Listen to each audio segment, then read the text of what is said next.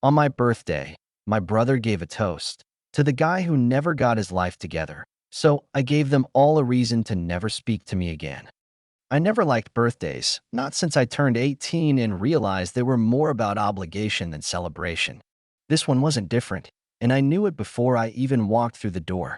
My parents had invited everyone to the same house I grew up in, the same house where the walls still echoed with the old labels that used to stick to me like price tags, lazy, unmotivated, a dreamer.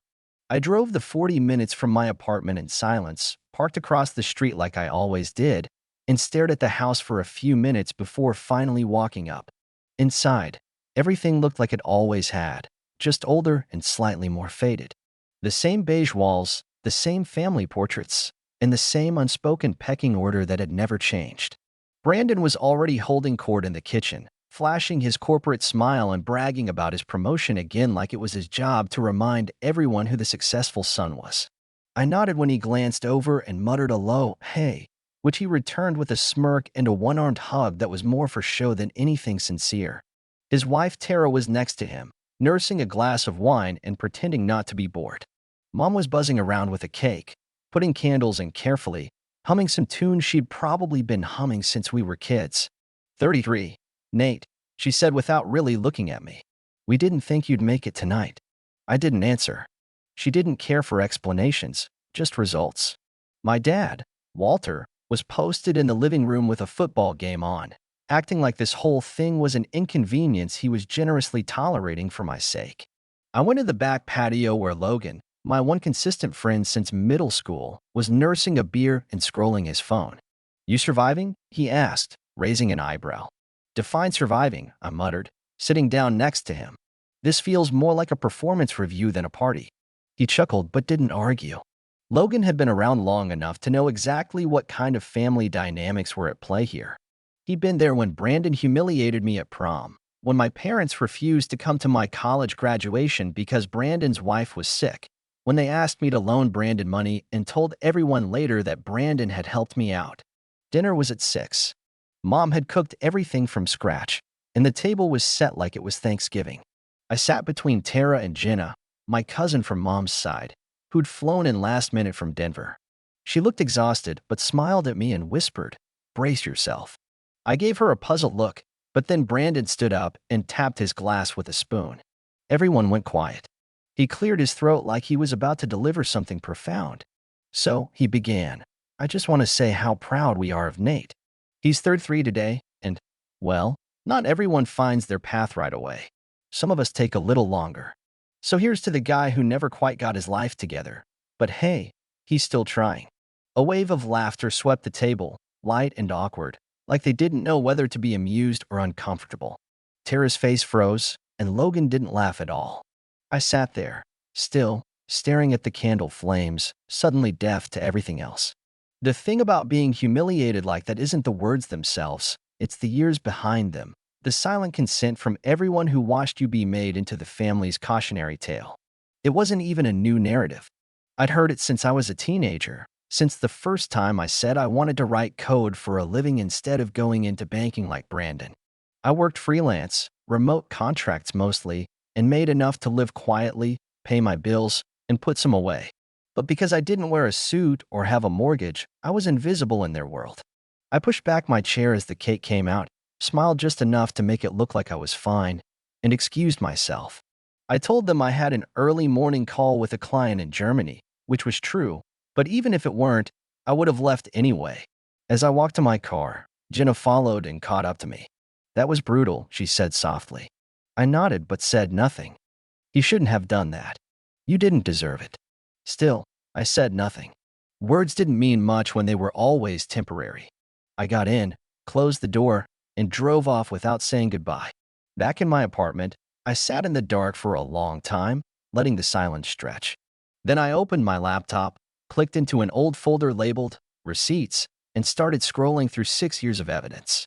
Bank transfers, email chains, text from Brandon asking for help, my Venmo history, screenshots from my financial dashboard. I had never shown anyone these. I never wanted to be the guy who kept score. But now it felt necessary. Because for the first time, I wasn't angry, I was done. The more I looked through the folder, the clearer it became that this wasn't just about a toast. It had never been about one dinner or even one birthday. It was the culmination of years spent swallowing pride to keep a peace that had always been conditional. Every transaction, every email, every text I had saved, every one of them told a story that none of them wanted to hear. And yet they had written every line with their actions. I found the Venmo from March 2018, labeled Branch Trip Thing, where I sent him $2,000 with no context given. He had called me a week before, voice trembling, talking about being stuck in Cabo with Tara and no access to their joint account because she had canceled her card accidentally. It was urgent, he said. He'd pay me back when they got home. That was 6 years ago. Then there was the July 2019 transfer of $5,000 after his investment with a friend went south and he needed to pay off part of a loan to protect his credit. Again, he promised he'd square up. He never did. But the one that stung most was the series of 3 payments in mid-2020, totaling $4,800 that went directly to my parents' landlord during the peak of COVID layoffs. My dad had been furloughed, and Mom said they couldn't afford rent. She asked me if I could help, just this once. I paid it gladly, but later that year, during Thanksgiving, I overheard her tell Jenna and another cousin that Brandon kept them afloat during the worst of it. I didn't correct her because I didn't want to embarrass her. Now, I realized she never once thought about how that erasure affected me. By midnight, I had printed every receipt and sorted them into envelopes. I wasn't sure why I did it that way, but there was something satisfying about making it physical, something undeniable. They couldn't delete this. I made 5 folders total. One for Brandon, one for Mom, one for Dad, one for Tara, and one with duplicates for myself. I spent the next 2 days in a quiet trance, working as usual during the day but planning the next move every evening like I was preparing for court. I didn't want revenge. That would require me to still care what they thought. What I wanted was closure, cold, complete, and final. I texted the family group chat Thursday night. Let's do a brunch this Sunday. Just us. My place. I've been thinking. Within minutes, Brandon replied with a thumbs up emoji. Mom said she'd bring muffins. Dad didn't respond, but he never did. Tara asked if she could bring a salad. Logan, who wasn't in the group, I texted separately. I want you there. Not as backup, just as a witness. He responded with one word, absolutely. Sunday came fast. I cleaned my apartment until the countertops shined, arranged 6 chairs around the dining table, and placed each folder at a seat like nameplates at a company presentation. I even wore a button up for effect. There was no music, no decorations, no drinks. Just a pitcher of water and a stack of white plates I hadn't used in months. My stomach was tight, but my mind was clear. I had rehearsed what I wanted to say enough times that it came out like muscle memory. They all arrived within 15 minutes of each other. Brandon was loudest, talking about his latest work travel and some upcoming conference in San Diego. Tara followed behind, already checking her phone. My mom looked confused by the setup but smiled politely, asking if she should put the muffins in the fridge. My dad walked in last, looked around, and grunted a vague, "Huh." Jenna didn't come, but I hadn't invited her. Logan was the only non-family there, sitting quietly by the window, sipping coffee, and watching everything like he was on the jury. When everyone had settled, I stood at the head of the table and waited for silence. "This isn't a brunch," I began, steady but calm. "It's a presentation. Please open the folder in front of you." They hesitated, but curiosity won out. As the pages flipped, I saw recognition flicker across their faces, then confusion, then discomfort. Each packet contains proof of every financial interaction I've had with this family over the past 6 years, I continued. Not because I expect repayment, but because I want acknowledgement. Brandon was the first to speak. "Is this some kind of audit?" he scoffed, flipping the pages without reading. "You've really been keeping score this whole time?" I looked at him and answered without blinking. "No, I've been keeping records. There's a difference." Mom was already starting to tear up, her voice trembling. "Why now, Nate? Why are you doing this? What does this solve?" I pointed at a highlighted section on our copy. "That's the lease number where I paid your rent 3 times during COVID. You told people Brandon helped you." I never said anything. I let it slide, like I always do. Tara looked at her folder, flipping faster now, then leaned over to Brandon. "Is this true?" He didn't answer, just stared at me like I'd committed a crime by remembering too much. "This is petty," my dad muttered. "You should have come to us like a man." I turned to him calmly. "I did." Repeatedly. But every time I spoke up, I was told I was ungrateful or exaggerating or just jealous of Brandon. So I stopped talking. "No, I'm just showing." That way there's no confusion. The room was thick with silence after that. Tara stood up and walked to the kitchen without a word. Mom stayed seated but kept wiping her eyes, muttering, "You didn't have to do this. You didn't have to humiliate us." Brandon finally threw his folder down and leaned back. "So what? You want an apology? You want a thank you card?" I shook my head slowly. "No, I just want distance. Permanent distance." He laughed bitterly. "You're being dramatic. We're family. You can't just delete us." I stepped aside and opened the final folder, laying it flat on the table. It contained one page, a printed screenshot of my bank account balance, $40,271. Next to it, a breakdown of my annual income. "You called me a guy who never got his life together. Just wanted you to know, my life's fine. I'm not the one who needs handouts or image control anymore." I looked around the room, taking in the stunned expressions, the shifting gazes, the disbelief that someone like me, the quiet one, had finally stood up. "That's all. You're free to leave whenever." And then I sat down, poured myself a glass of water, and said nothing more. No one moved for almost a full minute, as if leaving would somehow mean admitting I had been right. Brandon kept shaking his head like the truth was some sort of riddle he couldn't solve, like he was stuck in the disbelief that the little brother he used to walk all over had somehow pulled a move they hadn't seen coming. My mother eventually stood, still holding her folder like it had burned her hands, and whispered that she was deeply disappointed, but didn't explain in who. My father mumbled something about respect and loyalty, words he always threw around when he didn't want to deal with actual accountability. Tara returned from the kitchen without her phone, her eyes darting around the room like she was deciding where she stood. Logan stayed still, arms crossed and silent, the same way he used to sit beside me in school when I was the only one getting called out for someone else's mess. I didn't say another word. I didn't need to. The folders said everything better than I ever could. My truth had never been heard because I never gave it weight, never delivered it in a form that demanded attention. But now, there it was, printed and bullet-pointed, undeniable in ink. Brandon finally stood, straightened his shirt like he had to reassert dominance, and said, "You know what this was? It was a cheap stunt. You could have picked up the phone, been a man, had a real conversation. Instead, you throw some PowerPoint meeting and expect applause."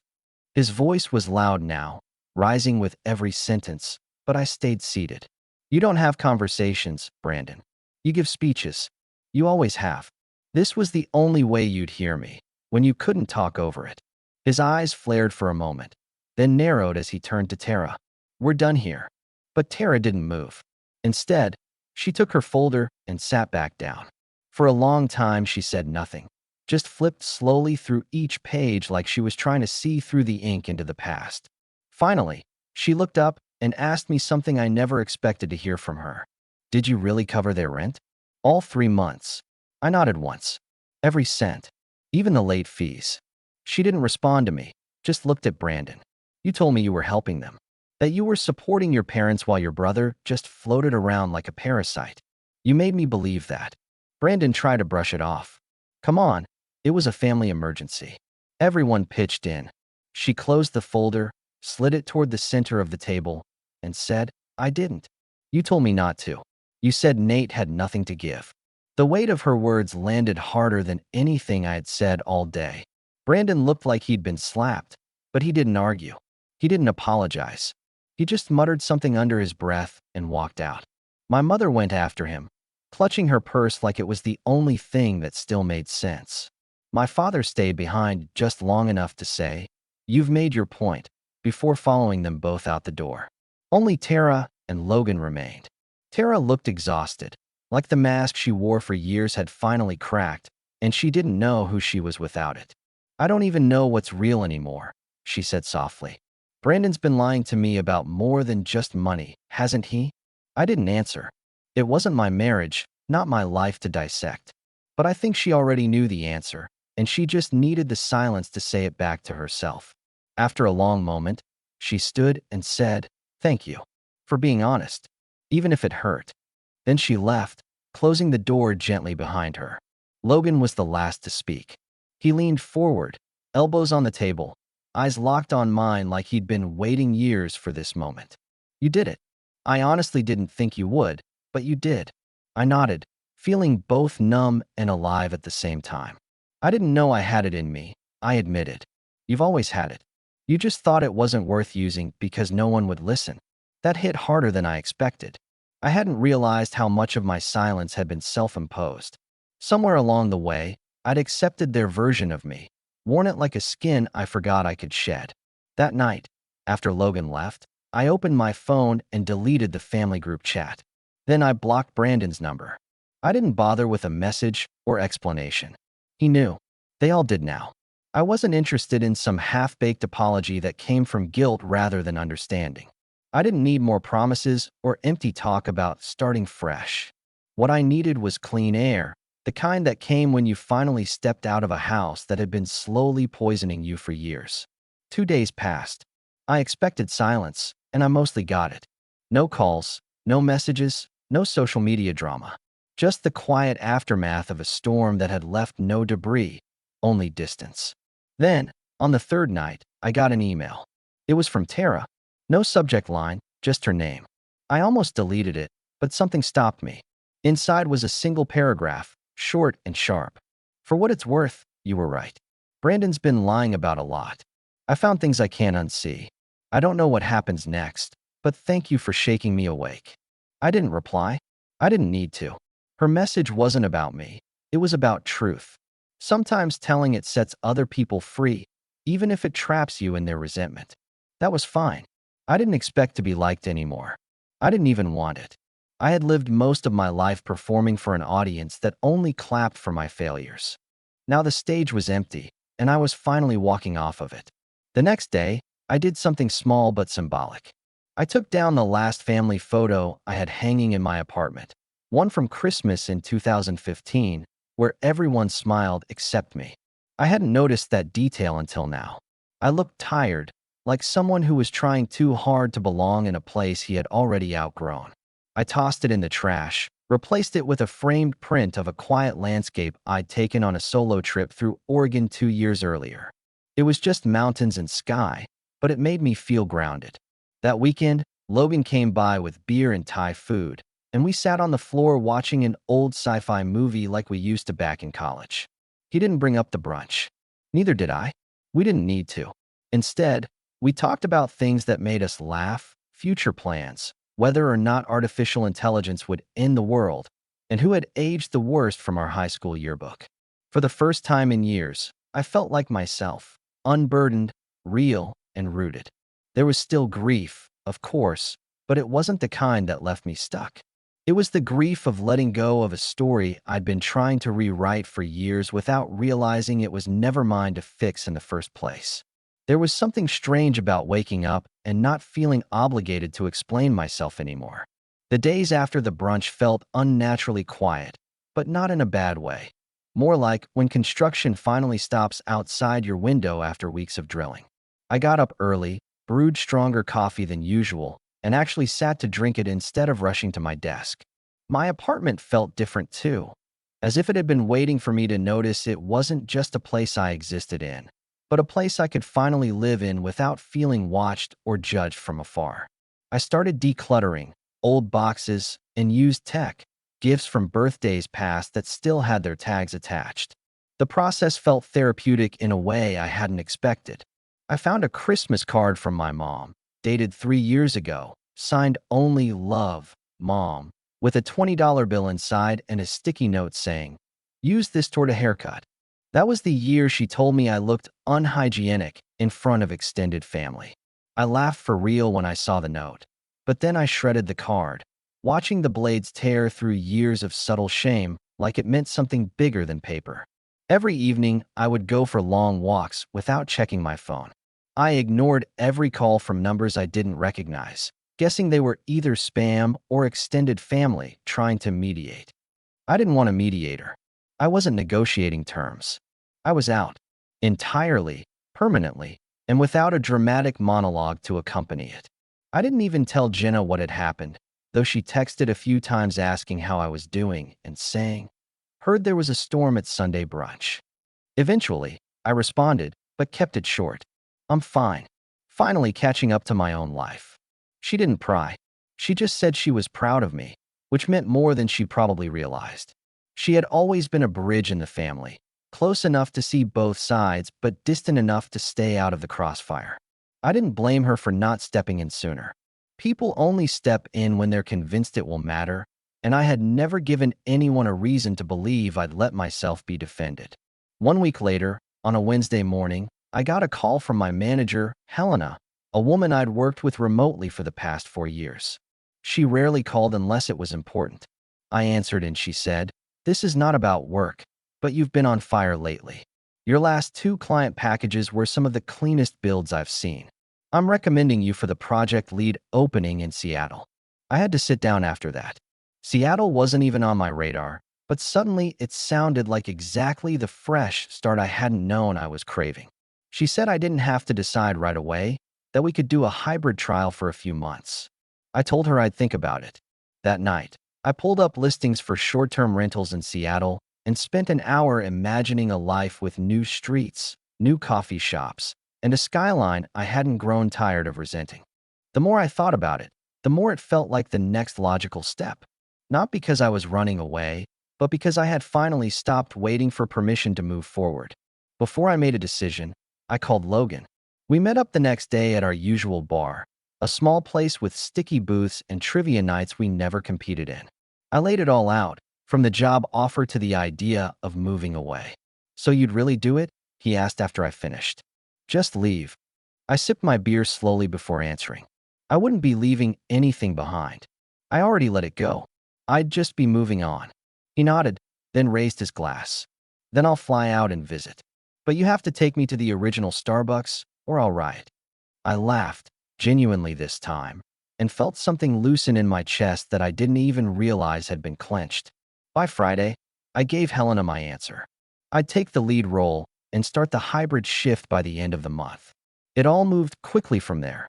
Lease signed, bags packed, calendar cleared. I didn't tell my parents. I didn't know them a farewell tour. I didn't post about it. The only people who knew were the ones who had seen me when I had nothing to prove and loved me anyway. The day before I left, I walked the neighborhood one last time, stopping at the corner store where the owner always gave me a free coffee refill and the park where I used to sit with my laptop during early lockdowns. I felt a strange blend of nostalgia and relief. This had been the background of my low years, but it had also quietly held me while I rebuilt. I whispered a thank you to the air before turning away. I never liked dramatics, but sometimes closure needs a moment, even if it's silent. Moving day was smooth. Logan helped me load the car, hugged me hard in the parking lot, and told me, "Call me when you miss normal people." I promised I would. The drive to Seattle took 2 days with stops, and I took it slow, enjoying the changing landscapes and the silence between towns. I listened to music I hadn't touched in years, rediscovered albums I used to love before life got too noisy. Somewhere outside Portland, I pulled into a rest stop and cried. Not from sadness, but from the kind of overwhelming clarity that only comes when you realize how long you've been holding your breath. By the time I reached Seattle, I was lighter. My Airbnb was small but clean, with wide windows and a view of the skyline I'd only seen in pictures. I set up my desk in the corner, connected to the office server, and spent the first week building a new routine. Every morning, I walked to a local cafe with a notepad, scribbled ideas that had nothing to do with work, and watched people pass by with their dogs, their coffee, their lives unfolding around me without knowing mine had just rebooted. It wasn't glamorous, but it was mine, and that was enough. My birthday came around again about 6 weeks after I fully settled into my new place in Seattle. It wasn't marked by fanfare or balloons or a dozen people crowding into a dining room pretending everything was fine. This time it was quiet, intentional, and full of the kind of simplicity I never knew I craved so badly until I finally had it. I woke up to filtered sunlight spilling across the floor, brewed my own coffee, and played a playlist that had no one else's memories attached to it. Just mine. Only mine. Logan sent a voice message at 9 a.m., singing a terrible rendition of Happy Birthday followed by, I hope your new apartment hasn't turned you into a coastal snob yet. I laughed out loud, knowing that even if we didn't live in the same city anymore, he was still one of the few constants I'd ever had in my life that didn't require explanation, effort, or apology. Jenna texted next. Don't know where you are these days, but wherever it is, I hope it's better. Happy birthday, Nate.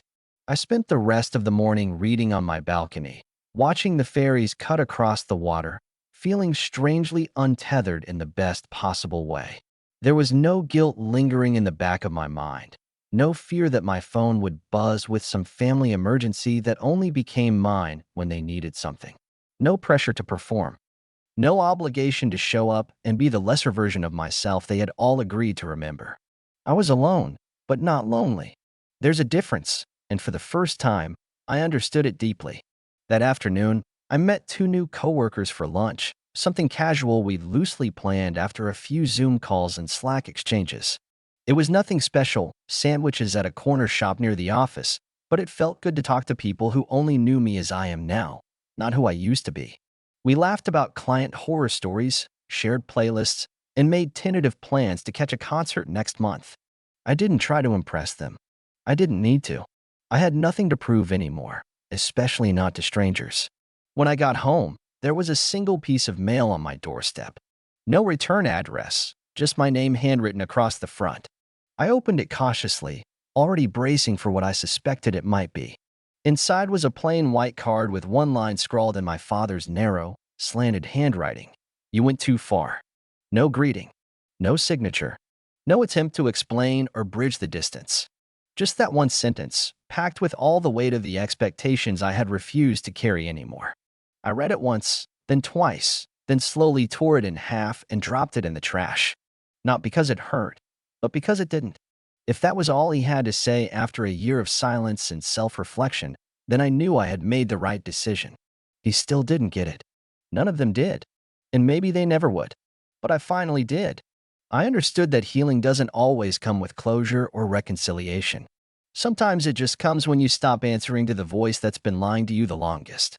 That night, Logan FaceTimed me from a dive bar back home, holding up a drink and yelling over the noise, "Here's to the guy who got his life together, finally." A few people cheered in the background, probably confused but amused. I raised my glass back and said, to finally becoming the version of myself I actually like. We stayed on the call for another hour, mostly laughing, barely talking about anything serious. And that was fine. Some things don't need analysis. Some things just need presence. Before bed, I looked at the calendar I'd hung near the door, something I used more now that my life had a rhythm again. I had a team review coming up, a potential speaking opportunity at a dev conference, and a hiking trip planned with a coworker who also escaped their own chaotic family back in Ohio. Life was full, not loud, not flashy, but solid in a way I had never trusted it could be before. Every day wasn't amazing, but none of them felt like I was playing a part someone else had written for me. There were moments I still thought about Brandon, mostly late at night when my mind wandered back to old Thanksgivings or the time he told my middle school girlfriend I was too weird to date. But those memories didn't sting like they used to. They felt distant, like a bad dream whose sharp edges had finally dulled. I didn't hate him. I just didn't want anything from him. Not his apology, not his approval, not even his recognition. Indifference, I had learned, was the final form of freedom. On my nightstand was a copy of the first journal I'd ever fully filled, mostly with notes, late-night thoughts, and drafts of a short story I was finally revising seriously. Something fictional, but rooted in truth, about a man who disappears from his family's radar only to become more visible to himself than ever before. I didn't know if I'd ever publish it, but that didn't matter. Some stories are meant to be told, even if they're only for the person who writes them. When I turned off the light, there was no anxiety about tomorrow, no weight pressing down on my chest. Just a soft silence, broken only by the occasional sound of the city drifting in through the open window. My life had become mine again, slowly, methodically, and irreversibly. And I knew with absolute certainty that I would never go back, not for them, not for memories, not even for closure. They had written their story about me for years. I had finally written my own. And this time, no one else got to hold the pin.